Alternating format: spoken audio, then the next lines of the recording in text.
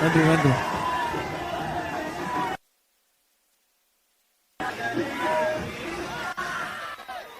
அப்படியே மேல போ.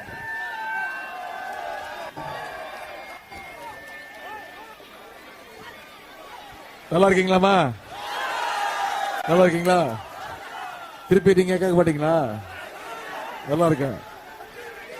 முதல்ல இந்த சிறப்பான எழுச்சியான அன்பான வரவேற்பு கொடுத்திருக்கக்கூடிய அத்தனை பேருக்கும் என்னமா நன்றி நன்றி. வரவேற்பு கொடுக்கக்கூடிய அத்தனை பேருக்கும் முதல்ல என்னுடைய நன்றியை தெரிவிச்சுக்கிறேன். வர்ற சட்டமன்ற தேர்தலில் மீண்டும் நம்முடைய தலைவர் தான் முதலமைச்சரா உட்கார போறாரு. அது நிச்சயமா. நான் உங்ககிட்ட கேட்டுக்கொள்வதெல்லாம் இங்க இந்த பாபநாசம் தொகுதியில் நம்முடைய வெற்றி வேட்பாளர் ஏனி சின்னத்துல இருமா இருமா இருமா குழந்தை விடுமா இருமா பேசி முடிச்சார் அப்புறம் வச்சுக்கலாம். இருமா இப்ப ஏமா குழந்தை வெயில்ல தூக்கிட்டு வந்தீங்க? நான் பேசி முடிச்சார். இருங்க இருங்க இருங்க இருங்க கூட்டத்துக்குள்ள கூட்டு வர்றாங்க. நான் இங்க வந்திருக்கிறதெல்லாம் உங்களை எல்லாம் சந்திச்சு நம்முடைய வெற்றி வேட்பாளர் ஷாஜகான் அவர்களுக்கு ஏனி சின்னத்தில் நம்முடைய கூட்டணி கட்சி இந்திய யூனியன் முஸ்லீம் லீக் கட்சியை சேர்ந்த ஷாஜகான் அவர்களுக்கு ஏனி சின்னத்தில் வாக்களிச்சு மிகப்பெரிய வாக்கு வித்தியாசத்தில் நீங்க ஜெயிக்க வச்சு சட்டமன்றத்துக்கு அனுப்பின செய்வீங்களா? நிச்சயம் செஞ்சு காட்டுவீங்களா? உங்களுக்கு தெரியுமா, நானே ஒரு வேட்பாளர் தெரியுமா? இந்த தேர்தலில் நானும் போட்டி போடுறேன். நான் எங்க தெரியுமா போட்டி போடுறேன்? சென்னையில் சேப்பாக்க திருவல்லிக்கேணி தொகுதியில் போட்டி போடுறேன். 2வது முறையா போட்டி போடுறேன். நான் என் தொகுதியில போய் இன்னும் வாக்கு கேட்கல. ஒரே ஒரு நாள் தான் போனேன். அங்க போகாம உங்களை பார்க்க வந்திருக்கேன். ஏன்? எனக்கு அந்த வெற்றியை விட இங்க பாபநாச தொகுதியில அண்ணன் ஷாஜகானுடைய வெற்றி மிக மிக முக்கியமான வெற்றி. வெற்றி பெற வச்சிருவீங்களா? போன முறை நாம தான் ஜெயிச்சோம். கிட்டத்தட்ட 16,000 வாக்கு வித்தியாசத்துல அண்ணன் ஜவஹர்லால் ஜெயிக்க வச்சீங்க. இந்த முறை குறைஞ்சது 25,000 வாக்கு வித்தியாசத்துல அண்ணன் ஷாஜகான் அவர்களை நீங்க ஜெயிக்க வைக்கணும். செய்வீங்களா? மாவட்டத்துக்கு போனாலும் அதாவது தஞ்சாவூர் மாவட்டத்துக்கு வந்தா எனக்கு கூடுதல் மகிழ்ச்சி, கூடுதல் பெருமை. ஏன்? தஞ்சாவூர் மாவட்டம் என்னைக்குமே திமுகவுடைய கோட்டைன்னு மீண்டும் மீண்டும் நிரூபிக்கிற மாவட்டம் திமுக. தஞ்சாவூர் மாவட்டத்தில் 8 தொகுதியில் 7 தொகுதியில் நாம வெற்றி பெற்றோம். ஒரே ஒரு தொகுதியில தான் வெற்றி வாய்ப்பை இழந்தோம். இந்த முறை அதுக்கான வேலையை பார்த்துட்டோம். இந்த முறை 8க்கு 8 வெற்றி பெறணும். கரெக்டா? தஞ்சாவூர் மாவட்டம் 100% திமுக வெற்றி பெற்றுச்சுங்கிற வரலாறு படைக்கணும். அதுல குறிப்பா ஏனி சின்னத்துல இந்த பாபநாச தொகுதியில அதிகமான வாக்கு வித்தியாசத்துல ஜெயிச்சாருங்கிற செய்தி வரணும். செஞ்சு காட்டுவோமா? தஞ்சாவூர் மாவட்டத்தில் டாக்டர் கலைஞருடைய காலடி படாத இடம் கிடையாது அப்படின்னு சொல்லுவாங்க. அப்படிப்பட்ட பெருமை வாய்ந்த இந்த தஞ்சாவூர் மாவட்டத்துக்கு வந்து உங்க எல்லாம் சந்திப்பதில் கூடுதல் பெருமை. அதே மாதிரி நான் ஒரு டெல்டாக்கார அப்படின்னு. அதே மாதிரி நம்முடைய தலைவர் அடிக்கடி பெருமையா சொல்வாரு, நானும் ஒரு டெல்டாக்கார. அதே மாதிரி இந்த தொகுதியில பாபநாச தொகுதியில நிறைய சிறுபான்மையினர் சமுதாயத்தை சேர்ந்த நிறைய பேர் இருப்பீங்க. திமுகவுக்கும் இஸ்லாமிய பெருமக்களுக்குமான அந்த உறவு அதை யாராலும் பிரிக்க முடியாது. கலைஞர் அவர்கள் தான் முதல் முறை ஆட்சிக்கு வந்ததும் மிலாது நபிக்கு அரசு விடுமுறை அறிவிச்சது டாக்டர் கலைஞர் அவர்கள். உருது பேசும் முஸ்லிம்களை பிற்படுத்தப்பட்ட பட்டியலில் சேர்த்தவரும் டாக்டர் கலைஞர் அவர்கள். அதே மாதிரி பிற்படுத்தப்பட்டவர் இடஒதுக்கீட்டில் இஸ்லாமியர்களுக்கு 3.5% இடஒதுக்கீட்டை கொடுத்தது நம்முடைய திராவிட முன்னேற்ற கழக அரசு. சொல்லிக்கிட்டே போகலாம். ஹஜ் புனித பயணம் மேற்கொள்ளும் இஸ்லாமியர்களுக்கு கிட்டத்தட்ட 40 கோடி ரூபாய் செலவுல இன்னைக்கு சென்னைக்கு பக்கத்திலேயே தமிழ்நாடு ஹஜ் இல்லா கட்டுறதுக்கான அடிக்கல் நாட்டி வச்சிருக்கிறோம். 3 மாதங்களுக்கு முன்பு முதலமைச்சர் அடிக்கல் நாட்டினார். மீண்டும் நம்முடைய தலைவர் தான் முதலமைச்சராகி அந்த ஹஜ் இல்லத்தை நம்முடைய முதலமைச்சர் தான் திறக்க போறார். அதே மாதிரி பழைய பள்ளிவாசல்கள் மற்றும் தர்காக்களை எல்லாம் சீரமைக்கணும், புனரமைக்கணும்னு 10 கோடி ரூபாய் நிதி ஒதுக்கீடு செய்யப்பட்டு 10 தர்காக்கள் இன்னைக்கு புனரமைக்கப்பட்டிருக்கு, சீர் செய்யப்பட்டிருக்கு. உலமாக்கல் ஓய்வூதியம் 3000 ரூபாய் இருந்துச்சு, பல வருட கோரிக்கை. அதை இன்னைக்கு நம்முடைய தலைவர் அவர்கள் உயர்த்தி 5000 ரூபாய் ஆக்கி கொடுத்திருக்கிறோம். இப்படி பல்வேறு திட்டங்களை செஞ்சு கொடுத்திருக்கிறோம். 2019ஆம் ஆண்டு ஒன்றிய பாஜக அரசு சங்கி கூட்டம் இஸ்லாமியர்களுடைய உரிமையை பறிக்கிற மாதிரி சிஏஏ என்ஆர்சி சட்டத்தை கொண்டு வந்தாங்க. நான் என்னுடைய அரசியல் வாழ்க்கையில பல முறை பெருமையா சொன்னது உண்டு. எத்தனையோ முறை கைது செய்யப்பட்டிருக்கிறேன். ஆனா என்னுடைய முதல் கைது எது தெரியுமா? சிஏஏ என்ஆர்சி சட்டத்தை கிழிச்சு போட்டு அதற்காக தான் முதல்ல நான் கைது செய்யப்பட்டேன். அப்படிப்பட்ட இஸ்லாமிய அந்த உறவோடு அந்த உரிமையோடு உங்களை எல்லாம் சந்திச்சு அண்ணன் ஷாஜகான் அவர்களுக்கு வாக்கு கேட்க வந்திருக்கிறேன். இதே பாபநாச தொகுதியில கடந்த 5 வருஷமா என்னென்ன பணிகள் செஞ்சு முடிச்சிருக்கிறோம். சுவாமிமலை கோயில்ல பக்தர்கள் எழுதி செல்லும் வகையில 4 கோடி ரூபாய் மதிப்பீட்டுல லிப்ட் வசதி செய்ய கொடுத்திருக்கிறது நம்முடைய திராவிட மாடல் அரசு. அதே மாதிரி சுவாமிமலையில கணினி வசதியுடன் கூடிய லைப்ரரி நூலகம் கட்டும் பணிகள் துவங்கப்பட்டிருக்கு. கணபதி அக்ரஹாரம், சரபோஜி ராஜபுரம், கொந்தகை, திருமண்டக்குடி ஊர்கள்ல சமுதாய நலக்கூடங்கள் அமைச்சு கொடுத்திருக்கிறது நம்முடைய திராவிட மாடல் அரசு. தியாக சமுத்திரம் மற்றும் சரபோஜி ராஜபுரம் ஊராட்சியில துணை சுகாதார நிலையங்கள் அமைச்சு கொடுத்திருக்கிறோம். அம்மாப்பேட்டை ஒன்றியத்தில் இருக்கக்கூடிய 19 ஊராட்சிகளுக்கு 3 கோடி ரூபாய் மதிப்பீட்டுல இன்னைக்கு புதுசா ரேஷன் கடைகள் நாம அமைச்சு கொடுத்திருக்கிறோம். அதே போல இந்த ஒன்றியத்துல 3 ஊர்கள்ல புதிய கலையரங்க மேடை அமைச்சு கொடுத்திருக்கிறோம். பாபநாசம் ஒன்றியம் திருவைக்காவூர் ஊராட்சியிலே ஓவர்ஹெட் டேங்க் மேல்நிலை நீர்த்தேக்க தொட்டி நாம கட்டி கொடுத்திருக்கிறோம். பசுபதி கோயில் ஊராட்சியில கிறிஸ்தவ சமுதாயத்தினர் இறுதி சடங்கு செய்கின்ற மண்டப வசதி அமைச்சு கொடுத்திருக்கிறோம். இந்த தொகுதியில் இருக்கக்கூடிய பல்வேறு ஊர்கள்ல புதிதாக மின்கம்பங்கள் அமைச்சு கொடுத்திருக்கிறோம். இவ்வளவு செஞ்சு கொடுத்துட்டு அந்த உரிமையோடு இன்னைக்கு மக்களை சந்திச்சு வாக்கு கேட்க வந்திருக்கிறோம். இன்னைக்கு தேதி 6ஆம் தேதியா? இன்னைக்கு 6. தேர்தல் ஏப்ரல் 23ஆம் தேதி. இன்னும் நம்ம கிட்ட எத்தனை நாள் இருக்கு? 17 நாட்கள் இருக்கு. உதயநிதி வந்தாரு, பேசினாரு, கூட்டம் கூடணும், கலைஞ்சு போனோம்னு இருக்க கூடாது. அடுத்த 17 நாட்கள் இந்த பிரச்சாரத்தை மக்கள்கிட்ட எடுத்து கொண்டு போய் சேர்க்கணும். என்னென்ன திட்டங்கள் செஞ்சு கொடுத்துருக்கிறோம் அப்படிங்கறத மக்கள்கிட்ட கொண்டு போய் சேர்க்கணும். சேர்ப்பீங்களா? என்னென்ன செஞ்சு கொடுத்துருக்கிறோம்? நான் கடந்த 7 நாட்களா 1 வாரமா தமிழ்நாடு முழுக்க பிரச்சாரம் பண்ணிட்டு இருக்கேன், மக்களை சந்திச்சிட்டு இருக்கிறேன். நம்முடைய முதலமைச்சர் தலைவர் அவர்களும் ஒவ்வொரு நாளும் போய் ஒவ்வொரு சட்டமன்றமா போய் மக்களை சந்திச்சு வாக்கு கேட்டுக்கிட்டு இருக்கோம். எந்த தைரியத்தில் போறோம்? போன 5 வருஷத்துக்கு முன்னாடி இந்த திராவிட மாடல் அரசுல என்னென்ன திட்டங்களை செஞ்சு கொடுத்திருக்கிறோம், என்ன வாக்குறுதி கொடுத்தோமோ அதெல்லாம் நிறைவேற்றிருக்கிறோம் அப்படிங்கிற அந்த நம்பிக்கையில போய் மக்களை சந்திக்கிறோம். என்னென்ன திட்டங்கள் செஞ்சு கொடுத்திருக்கிறோம்? உதாரணத்துக்கு சில திட்டங்களை மட்டும் சொல்றேன். போன முறை சட்டமன்ற தேர்தல் போது நாம கொடுத்த முக்கியமான வாக்குறுதி, மகளிருக்கு கட்டணமில்லா பேருந்து திட்டத்தை கொடுப்போம்னு சொன்னோம்.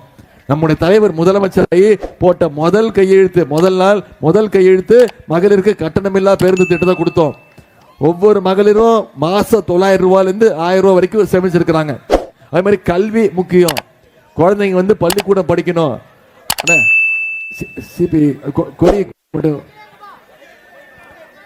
கோபப்படாத, கொடியை மட்டும் இறக்குங்க 5 நிமிஷம். கல்வி மிக மிக முக்கியம். எல்லாரும் பள்ளிக்கூடத்துக்கு போய் படிக்கணும்னு நம்முடைய அரசு இந்தியாவிலே முறையா முதலமைச்சர் காலை உணவு திட்டம் ஆரம்பிச்சோம். இன்னைக்கு பள்ளிக்கூடத்துக்கு போற குழந்தைங்க 1ஆம் வகுப்புல இருந்து 5ஆம் வகுப்பு வரை போகக்கூடிய குழந்தைங்க காலைல பசியோட போனாலும் முதல்ல தரமான காலை உணவு, அதன் பிறகு தரமான கல்வியை கொடுத்திருக்கிறோம். ஒவ்வொரு நாளும் 20 லட்சம் குழந்தைங்க இந்த திட்டத்தில் பயன்பெறாங்க.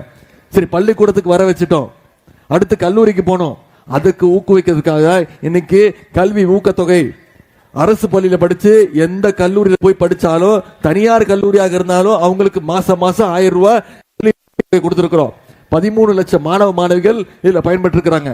இப்படி பல்வேறு திட்டங்களை நிறைவேற்றிருக்கிறோம். புதுமை பெண் திட்டம், தமிழ் புதல்வன் திட்டம், நான் முதல்வன் திட்டத்தில் இன்னைக்கு 3 லட்சம் பேருக்கு வேலை வாய்ப்பு உருவாக்கி கொடுத்திருக்கிறோம். சமீபத்தில் 2 மாசத்துக்கு முன்பு 10 லட்சம் கல்லூரி மாணவ மாணவிகளுக்கு இலவச லேப்டாப் கொடுத்திருக்கிறோம். இன்னைக்கு அதிமுக இந்த லேப்டாப் திட்டத்தை திமுக முடக்கிடுச்சுன்னு போய் பிரச்சாரம் சொல்றாங்க. அதிமுக லேப்டாப் கொடுத்தாங்க. அதிமுக அரசுல யாரு கொடுத்தாங்க? பள்ளிக்கூடம் படிக்கிற குழந்தைங்களுக்கு கொடுத்தாங்க. அப்புறம் 2019ஆம் ஆண்டு அவங்களே இந்த திட்டத்தை நிப்பாட்டிட்டாங்க. நம்முடைய முதலமைச்சர் பார்த்தாரு, இந்த லேப்டாப் யாருக்கு அதிக பிரயோஜனமா இருக்கும்? பள்ளிக்கூட குழந்தையை விட கல்லூரி போகின்ற மாணவ மாணவிகளுக்கு உதவியா இருக்குன்னு ஒரு மேற்படிப்பு படிக்கிறதுக்கா இருக்கட்டும், ஒரு ப்ராஜெக்ட் ரிப்போர்ட் ரெடி பண்றதா இருக்கட்டும். அதனாலதான் இன்னைக்கு 10 லட்சம் கல்லூரி மாணவ மாணவிகளுக்கு லேப்டாப் கொடுத்திருக்கிறோம். இன்னொரு முக்கியமான திட்டம், தேர்தல் அறிக்கையில நம்ம சொன்ன வாக்குறுதி, கலைஞர் மகளிர் உரிமை தொகை திட்டம். இன்னைக்கு 1,31 லட்சம் மகளிருக்கு மாசம் 1000 ரூபாய் நம்முடைய முதலமைச்சர் கொடுத்திருக்கிறார். அந்த திட்டத்தை எப்படியாவது நிப்பாட்டணும்னு அதிமுகவும் பாஜகவும் திட்டம் போட்டாங்க, சதி செஞ்சாங்க. சில மாநிலங்கள் நிப்பாட்டிட்டாங்க, நீதிமன்றத்துக்கு போய் தேர்தல் வரைக்கும் நிப்பாட்டிடுவோம் அப்படின்னு முயற்சி பண்ணாங்க. நம்முடைய தலைவர் என்ன பண்ணாரு? பிப்ரவரி மாசம், மார்ச் மாசம், ஏப்ரல் மாசம் 3 மாசத்துக்கு சேர்த்து 3000, கோடை கால சிறப்பு நிதி 2000, ஒரே கையெழுத்துல ஒரே பேங்க் டிரான்சாக்சன்ல 1,31,00,000 மகளிருக்கு 5000 ரூபாய் நம்முடைய தலைவர்கள் கொடுத்தாங்களா இல்லையா? தலைவர் காலையில 6:30 மணிக்கு பேங்க்ல போட்டாரு, 9 மணிக்கெல்லாம் மகளிர் போய் பேங்க்ல இருந்து எடுத்துட்டீங்க. அவ்வளவு ஷார்ப்பு. ஏன்? மோடி மேல அவ்வளவு நம்பிக்கை. எங்க முதலமைச்சர் கொடுத்திருக்கிறாரு. மோடி என்ன பண்ணுவாரு? மினிமம் பேங்க் பேலன்ஸ் இல்லைன்னு சொல்லி இந்த 5000 ரூபாய் உருட போறாருன்னு போய் மகளிர் போய் எடுத்தீங்க. இப்போ வாக்குறுதி கொடுத்திருக்கிறோம். இன்னொரு வாக்குறுதி, தேர்தல் வாக்குறுதி என்ன? மகளிர் உரிமை தொகை 1000 இல்ல, அதை உயர்த்தி 2000 ரூபாய் தருவோம்னு வாக்குறுதி கொடுத்திருக்கிறோம். காலை உணவு திட்டம் 5ஆம் வகுப்பு வரைக்கும் இல்ல, 8ஆம் வகுப்பு வரைக்கும் உயர்த்தி தரப்படும் வாக்குறுதி கொடுத்திருக்கிறோம். கல்வி உதவி தொகை 1000 ரூபாய் இல்ல, 1500 ரூபாயாக உயர்த்தி தரப்படும் வாக்குறுதி கொடுத்திருக்கிறோம். ஓஏபி முதியோர் உதவி தொகை 1200 இல்ல, 2000 ரூபாய் உயர்த்தி தருவோம்னு வாக்குறுதி கொடுத்திருக்கிறோம். அடுத்த 5 வருஷத்துல அனைத்து கல்லூரி மாணவ மாணவிகளுக்கும் 35 லட்சம் லேப்டாப்புகளை கொடுப்போம்னு வாக்குறுதி கொடுத்திருக்கிறோம். மகளிர் சுய உதவி குழுக்களுக்கு எந்தவித கேரண்டியும் இல்லாம 5 லட்சம் ரூபாய் வரைக்கும் கடன் கொடுப்போம்னு வாக்குறுதி கொடுத்திருக்கிறோம். அடுத்த 5 வருஷத்துல கலைஞர் கனவு இல்லம் திட்டத்துல 10 லட்சம் வீடுகள் கட்டப்பட்டு யார் யாருக்கெல்லாம் வீடு இல்லையோ அவங்களுக்கெல்லாம் வீடு கொடுப்போம்னு வாக்குறுதி கொடுத்திருக்கிறோம். இன்னொரு முக்கியமான வாக்குறுதி, ஆட்சி அமைஞ்சோன்னு நம்முடைய முதலமைச்சர் அவர்கள் எல்லா மகளிருக்கும் 8000 ரூபாய் மதிப்புள்ள ஒரு கூப்பன் கொடுத்துருவோம். இந்த பொருள் வாங்கி தரோம், அந்த பொருள் வாங்கி தரோம்னு சொல்லல. மகளிர் அவங்க வீட்டுக்கு என்ன தேவையோ அவங்களே முடிவு பண்ணி வாங்கிக்கலாம். மின்சாதன பொருட்கள் என்ன வேணுமோ அவங்களே முடிவு பண்ணி வாங்கிக்கலாம்.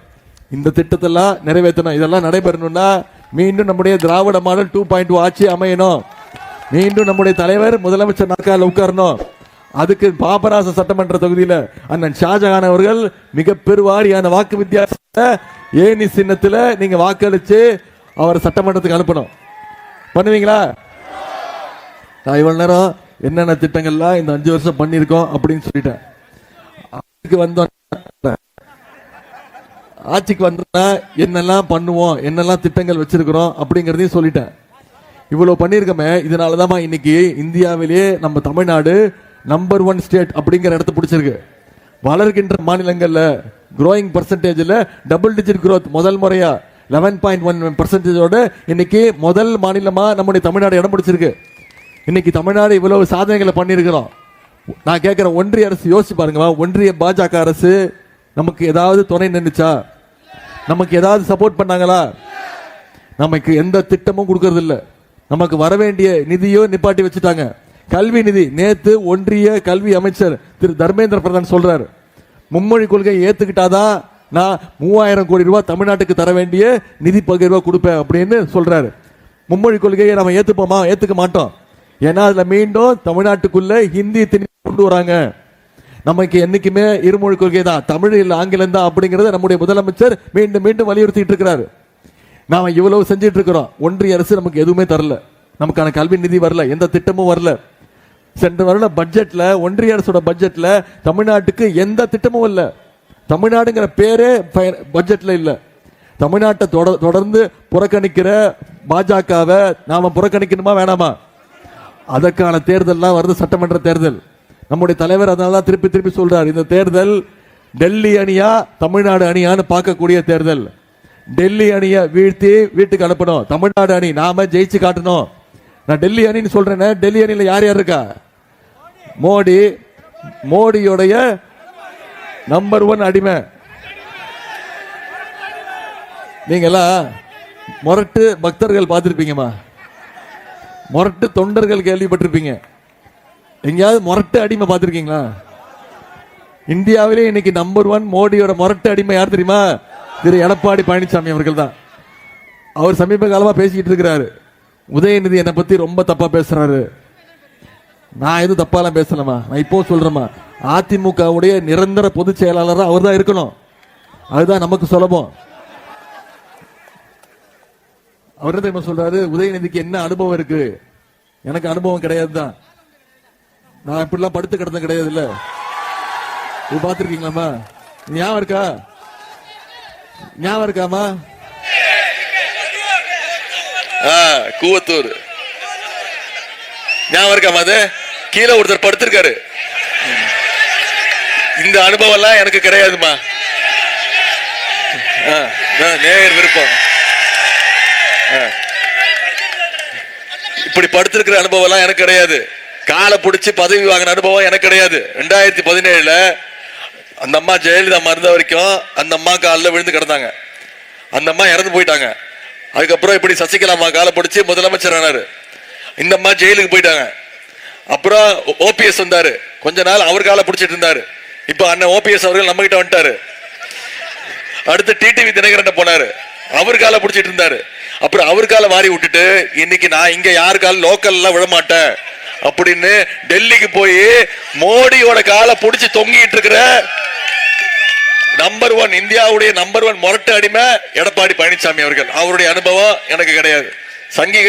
சங்கியுடைய காலை பிடிச்சு சம்பாதிக்கிற சுயமரியாதை இழந்த போற அனுபவம் எனக்கு கிடையாது. என்னைக்கும் நான் மக்களோட மக்களா நிற்பேன். அந்த அனுபவம் மட்டும்தான் என்னுடைய அனுபவம். ஊர்ல ஒரு பழமொழி சொல்லுவாங்க, ஜாடிக்கு ஏத்த மூடி மாட்டிருக்குன்னு சொல்லுவாங்க. அது மாதிரி இன்னைக்கு மோடிக்கு ஏத்த ஒரு அடிமையான ஒரு நம்பர் 1 அடிமையாக திரு எடப்பாடி பழனிசாமி மாட்டிருக்கிறார்.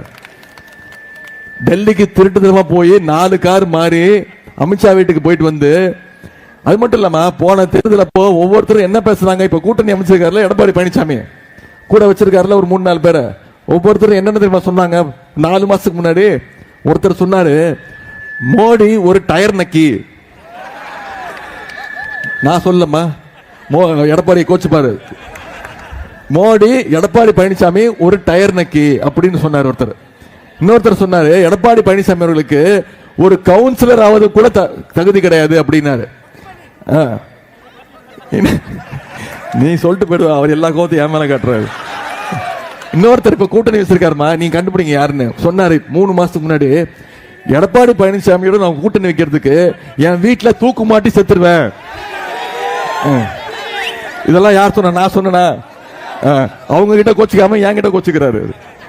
இந்த அடிமை கூட்டத்தை டெல்லியிலிருந்து தமிழ்நாட்டை எப்படியாவது கண்ட்ரோல் பண்ணணும், அதுக்கு ரிமோட் கண்ட்ரோலா இந்த எடப்பாடி பழனிசாமியை பயன்படுத்தணும்னு நினைக்கிறாங்க. நம்ம தலைவர் சொல்ற மாதிரி நாம சொல்லுவோம், மீண்டும் நிரூபிப்போம். என்னைக்குமே தமிழ்நாடு டெல்லிக்கு அவுட் ஆஃப் கண்ட்ரோலா தான் இருப்போம். நம்ம தமிழ்நாடு மண் சுயமரியாதை மண். இதை தேர்தலில் அதை மீண்டும் மீண்டும் நிரூபிச்சு காட்டுவோம். செய்வோமா? உங்களை எல்லாம் அன்போடு கேட்கிறேன், பண்போடு கேட்கிறேன், பாசத்தோடு கேட்கிறேன், உரிமையோடு கேட்கிறேன், உங்க வீட்டு பிள்ளையாக இருந்து கேட்கிறேன். இன்னும் பெருமையா சொல்லணும்னா தலைவருடைய மகனாக இருந்து கேட்கிறேன், டாக்டர் கலைஞருடைய பேரனாக இருந்து கேட்கிறேன். ஏனி சின்னத்துல நம்முடைய கூட்டணி சின்னம் இந்திய யூனியன் முஸ்லீம் லீக் கட்சியை சேர்ந்த அண்ணன் ஷாஜகான் அவர்களை மிக பெருவாரியான வாக்கு வித்தியாசத்தில் ஜெயிக்க வச்சு சட்டமன்றத்துக்கு அனுப்புங்க. மீண்டும் அமைய போறது நம்முடைய திராவிட மாடல் 2.0 ஆட்சி தான். அப்பதான் இந்த பாபநாசம் சட்டமன்ற தொகுதிக்கு பல்வேறு திட்டங்களை உங்களுடைய சட்டமன்ற உறுப்பினர் நிச்சயம் வென்று கொடுப்பார் என்ற வாக்குறுதியை கொடுத்து இந்த பிரச்சாரத்தை அடுத்த 17 நாட்கள் நீங்க மக்கள்கிட்ட எடுத்து சென்று ஒவ்வொரு வாக்காளராக சந்திச்சு பேசுங்க. ஏனி சின்னத்துல ஏன் வாக்களிக்கும்ன்ற பிரச்சாரத்தை மக்கள்கிட்ட எடுத்து போய் சேருங்க கேட்டுக்கொண்டு இந்த அன்புக்கும் வரவேற்புக்கும் நன்றி நன்றி. ஆதரிப்பு ஏனி சின்னம், ஏனி சின்னம், ஏனி சின்னம். நன்றி நன்றி.